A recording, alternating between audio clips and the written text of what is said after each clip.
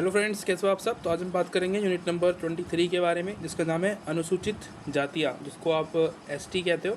ठीक है, ये कॉन्स्टिट्यूशन नेम है जो कि इन लोगों को मिला हुआ है अलग से संविधान में। ठीक है, इनको शेड्यूल ट्राइब्स कहते हैं। जैसे कि आपको पता है, एक हमने पढ़ लिया एससी शेड्यूल कास्ट, ठीक है, और दूसरा पढ़ा हमने ओबीसी अदर बैकवर्ड क्लास, और उसके बाद आता है इनका नंबर, ठीक है, एसटी का नंबर। तो इसी को हम पढ़ेंगे आज। इसमें मैं आपको बताऊंगा कि कितनी जनसंख्या जो है आपको इंडिया में या विश्व भर में इनकी देखने को मिलती है, और कौन कौन से क्षेत्रों में ही ज़्यादा जनसंख्या में पाए जाते हैं, और संविधान में इनके लिए क्या क्या प्रावधान किए गए हैं, जो कि समाज की स्तरीकरण के लिए बहुत ज़्यादा इम्पॉर्टेंट है। इनको अलग से वैल्यू प्रदान करना, जिसकी वजह से ये अपना जीवन निर्वाह कर सके, ठीक है, रोज़गार पा सके, और जो चीज़ें हैं उनमें इनकी भागीदारी हो। सबसे पहले इनकी आबादी, पॉपुलेशन कितनी है। तो एसटीज़ जो है इंडिया में, ठीक है, इंडिया में जो एसटीज़ है उनकी लगभग जो है, ये आपको 91 का आंकड़ा दे रहा है, लेकिन मैं आपको अभी लेटेस्ट 2011 का आंकड़ा देता हूँ, यही लेटेस्ट है, इसके बाद नहीं आया है। तो लगभग 10 करोड़ 4.4, ठीक है, 10.4 करोड़ जो है इनकी आबादी इंडिया में आपको देखने को मिलती है, जनजातियों की, सिर्फ इंडिया में। और उसके अलावा जो यूएनओ है, यूनाइटेड नेशन ऑफ ऑर्गेनाइजेशन, इसने रिसर्च करी तो इसने बताया कि वर्ल्ड वाइड, यानी कि पूरे भारत को छोड़ के पूरे विश्व में, ठीक है, पूरे विश्व में, यानी कि इंडिया को इंक्लूड करके पूरी जो जनसंख्या है इनकी लगभग 48 करोड़ है, ठीक है, और उसमें से भी 22% जो आबादी है सिर्फ इंडिया में निवास करती है। तो ये एक बहुत बड़ा आबादी का हिस्सा है जनजातियों की, जो कि इंडिया में निवेश करते हैं, यानी कि रहते हैं, स्थान है इनका रहने का, ठीक है। तो ये आपको मैंने बता दिया कि कैसे कैसे यहाँ पे है, जिसमें से आपको यहाँ पे बताएगा कि मुख्य जो है 2 प्रकार की जातियाँ आपको ज़्यादा देखने को मिलेंगी इंडिया में। पहली है भील, ठीक है, भील है जो कि आपको 4.7% दिखाई देंगे, ठीक है, 4.7% करोड़ लगभग जो है इनकी आबादी है। अप्रॉक्स बता रहा हूँ मैं, पूरा आंकड़ा नहीं मिलता है कभी भी, ठीक है। और एक दूसरी है जिसको हम कहते हैं गोंड, ठीक है, ये बड़ी जनजातियाँ है, यानी कि सबसे ज़्यादा जो मात्रा है संख्या में, पॉपुलेशन में, ये है, ठीक है, ये आते हैं दूसरे नंबर पे। इनका जो आंकड़ा है वो लगभग 4.4 है, ठीक है, 4.4 करोड़ आपको देखने को मिलेंगे सिर्फ इंडिया के अंदर, ठीक है, यानी कि 22%, पूरी दुनिया का 22% जो जनजातीय समुदाय है वो भारत में आते हैं, यहाँ पे रहते हैं। उसके बाद अंचालित घनत्व, तो बेसिकली इसका मतलब होता है यानी कि अलग अलग क्षेत्रों में इनकी जनसंख्या कितनी है, वो यहाँ पे आपको बताता है। मैं आपको ऐसे ही बता रहा हूँ क्योंकि इसमें जो आपको नंबर दिए हुए हैं वो पुराने हो सकते हैं काफ़ी, तो मेरे को नया मिला जो मैंने आपको बताने वाला हूँ। सबसे पहले मध्य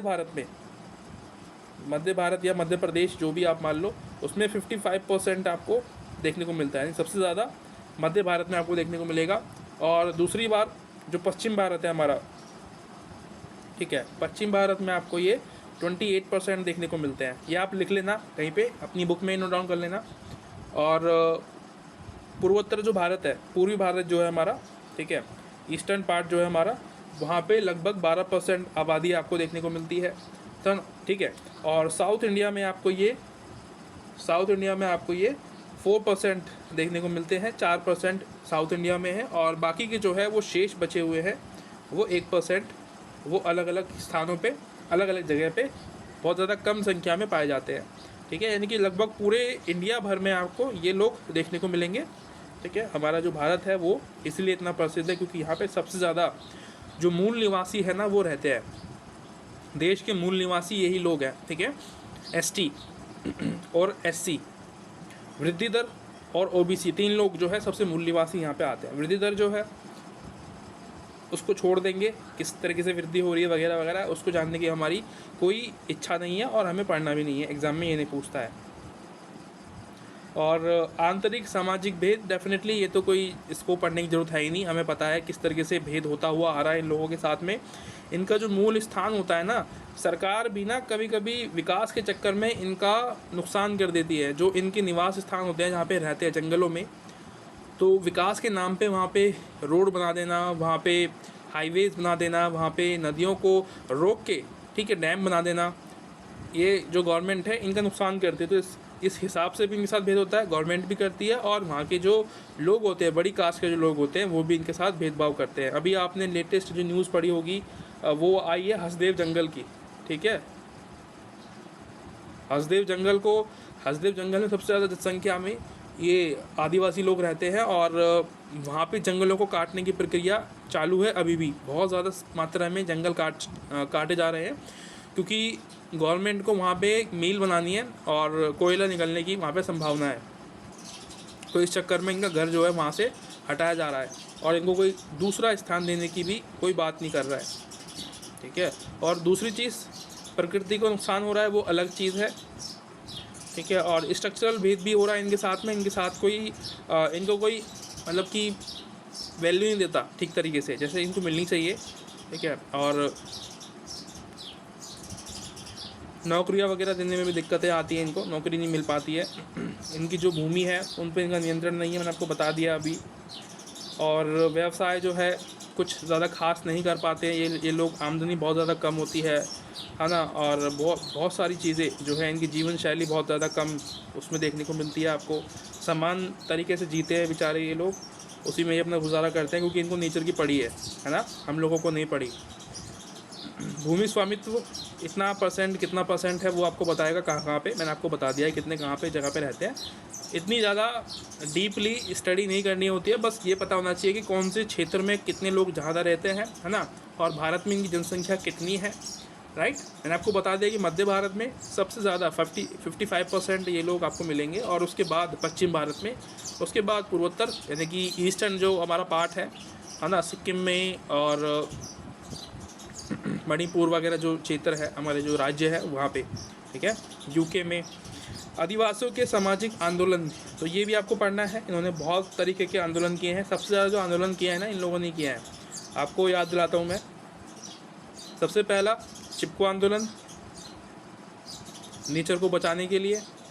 दूसरी चीज़ नर्मदा बचाओ आंदोलन। तीसरा ताड़ी। चौथा बोडो।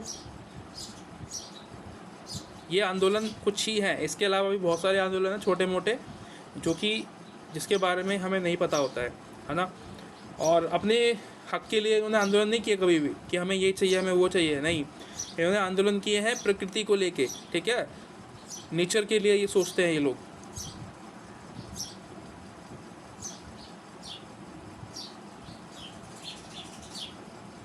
उसके बाद सबसे इम्पॉर्टेंट जो टॉपिक आता है वो आता है संविधान में इनके लिए क्या क्या प्रावधान किए हुए हैं। तो आपको मिल रहा होगा देखने को यहाँ पे कि जो आर्टिकल नंबर ये 14, 15, 16, 17 में आपको समानता का मौलिक अधिकार मिलता है, जो कि इनको भी मिलता है, ठीक है। ये भी सेम तरीके से रह सकते हैं। और आर्टिकल 23 और 24 में शोषण के विरुद्ध अधिकार मिला हुआ है। और आर्टिकल नंबर 15, 16 और 19 में इनको जातियों के विरुद्ध अधिकार दिया गया है। जनजातियों के विशेष अधिकार, ठीक है, जनजातियों के विशेष अधिकार का दर्जा दिया गया है कि जो जनजातियाँ, यानी कोई क्षेत्र ऐसा है जहाँ पे शेड्यूल ट्राइब्स ज़्यादा रहते हैं, तो वहाँ पे अलग उनको दर्जा मिलेगा, और जो फैसिलिटी होगी वो औरों से अलग होगी, है ना। जैसे कि अभी लद्दाख में चल रहा है। लद्दाख में आपको पता है कि वहाँ पे प्रोटेस्ट कर रहे हैं लोग, ठीक है। एसटी समुदाय वहाँ पे ज़्यादा संख्या में रहते हैं, तो उन लोगों की जो है ऐसी मंशा बनी हुई है कि उनको चाहिए अपना जो स्टेट है उसको एक स्टेट का दर्जा देने के लिए वो मांग कर रहे हैं, ताकि जो मिलने वाली सुविधाएं हैं, जो पॉलिसीज़ है जो सरकार देती है एसटीज़ को, वो सब उनको मिले। लेकिन गवर्नमेंट उस पर ध्यान नहीं दे रही है फ़िलहाल, पता नहीं क्या रीज़न है। उसके अलावा 38, 39, 41, 43, 46, 47 और 48 आर्टिकल में आपको राज्य के नीति निर्देशक सिद्धांत दिए हुए हैं, जिसमें इनको बढ़ावा देने की, इनके लिए एक अलग संगठन स्थापित करने की बात की गई है सरकार द्वारा, ठीक है। संविधान में ये लिखा गया है। उसके बाद अगर हम बात करें और टॉपिक्स की, तो कल्याण के उपाय यहाँ पे आपको देखने को मिलते हैं कि हम क्या क्या कर सकते हैं। ये भी हमें नीति निर्देशक तत्वों के अंदर ही मिलते हैं, ठीक है, जो यहाँ पे मिलेंगे आपको। इसमें क्या है भारतीय संविधान में जनजातीय कल्याण के लिए पहले से ही प्रावधान किए गए हैं। सबसे पहले आर्टिकल नंबर 146, इसमें क्या है, राज्यों में आदिवासियों के कल्याण के लिए एक मंत्री होगा जो कि उनका कल्याण करने के बारे में सोचेगा, उन्हीं के अंदर से बनाया जाएगा। और 244 आर्टिकल में दिया हुआ है कि भूमि हस्तांतरण और महाजनी के संदर्भ में एसटी के प्रशासन के बारे में यहाँ पे लिखा हुआ है कि उनका प्रशासन भी करा जाएगा। और आर्टिकल 275 में लिखा हुआ है राज्यों के विकास के लिए अनुदान दिया जाएगा। ठीक है, यानी कि एसटी जहाँ पे ज़्यादा लोग हैं वहाँ के लिए एक्स्ट्रा गवर्नमेंट को सोचना पड़ेगा। उसके बाद 266 आर्टिकल में लिखा हुआ है एसटी की पहचान के बारे में। ठीक है, और आर्टिकल नंबर जितने भी आपको मिलेंगे ये वाले, ठीक है, 330, 332, 34, 35, 36, 35 के बाद 38, 39, इसके अंदर आपको मिल रहा है आरक्षण के बारे में कि रोज़गार में आरक्षण, शिक्षा में, विधानसभा में, संसद कह रहा हूँ, तो इन सब के लिए इनको अलग से रिजर्वेशन मिलेगा, अलग से इनके लिए सीटें निर्धारित की जाएगी। ठीक है, तो यही हमें जानना था इस वीडियो के अंदर, इस चैप्टर के अंदर, जो कि इम्पॉर्टेंट था।